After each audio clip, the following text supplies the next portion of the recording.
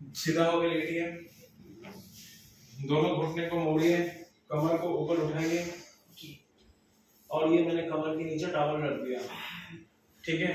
And now push your abdomen towards your towel. सांस रोकना नहीं है, नॉर्मल ब्रीदिंग रखना है 10 times. 1 2 3 4 5 6 7 8 9 10। Relax. Again push down. 1 2 3 4 5 6 7 8 9 10. Relax. Again push down. 1 2 3 4 5 6 7 8 9 10. Relax. Again push down. 1 2 3 4 5 6 7 8 9 10. Relax. Again push down. 1 2 3 4 5 6 7 8 9 10. Relax. समझ में आ गया?